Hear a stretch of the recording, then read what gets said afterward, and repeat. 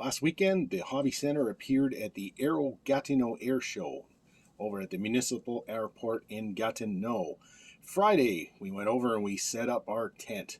We got a little bit of live action, fast motion here of us getting our booth all ready to sell all kinds of things. We hoped at the air show. Forecast for the weekend was not very good, but we set out with high hopes and we were ready to do it. Here's a picture of our booth. You can see how nicely we got it set up. We had lots of stuff out there, stuff related to aviation, whether it was a collectible, something to put together, something you could actually fly, like basic radio control, souvenirs. We had a bit of something for everyone, and we had something for every budget. You could buy something from our booth for as low as $1. So anyhow, we got it all set up Friday night. There was a mini show Friday night. They called it a night display. So we were out there Friday night selling until it was too dark to sell anymore. So we were out there, a few planes flew by and that. Actually, we got a pretty good air show on the drive-in as a bunch of the aerobatic teams were practicing, and we could see them from the highway as we went in. And while we were there, the Snowbirds did their practice, and the USAF Thunderbirds did their practice. You might have saw some reels and posts I threw up quickly on social media to get people excited. So I have to say, we were there, we were primed, and we were ready to go. I love air shows. I think air shows and hobby centers go hand in hand. As you well know, airplane modeling is one of the most popular types of modeling, and when you take that into the environment where they are, nothing but good can come of this. So you can see from some of these pictures how close we were to the action. Like there was literally just a fence between us and the runway. Here I have a picture of one of the red arrows sorting out. The red arrows were not on site until Sunday. But on the Friday and the Saturday, apparently some of them had some kind of engine issues or mechanical issues and had to land at the airport for servicing. So this is one of the planes he's taken off. I guess he's going back to Uplands to join the rest of the team. So this is how close we were to the action. It was pretty exciting. I mean, I was geeking out myself. Come to Saturday, oh boy, we had rain overnight. And I pulled up to my booth and I saw merchandise laying in the wet outside the tent. I was dismayed. I thought, did we get broke into? Were we vandalized? Like, what the heck is going on? These are views of what I walked into. Stuff laying in the wet ground, all kinds of knocked over things, fixtures everywhere.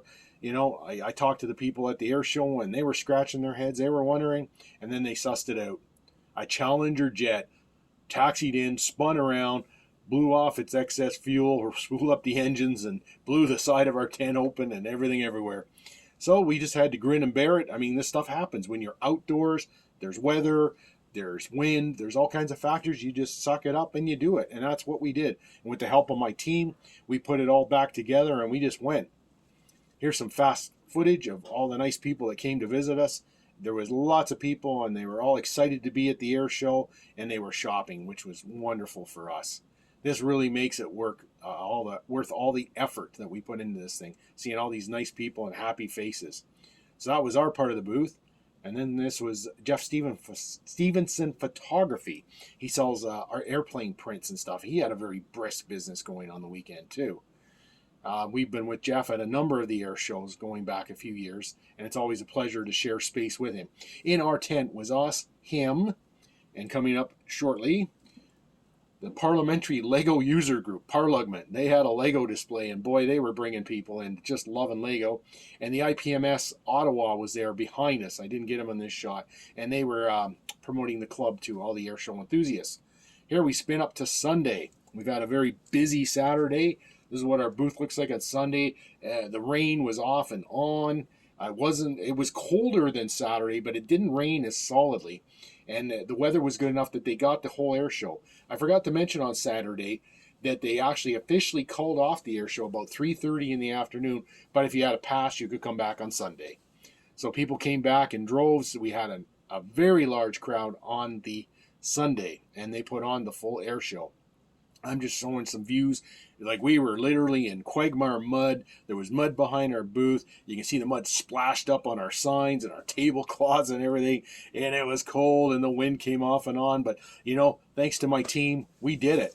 I can't say enough thank yous to those guys for hanging in.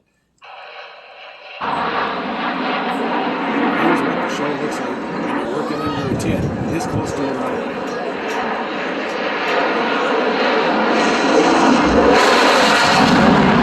this was the end of the show. The pilots were right next to us signing autographs. That was pretty exciting. All in all, it was a super successful weekend. Again, I can't say enough. Thank you to everyone involved.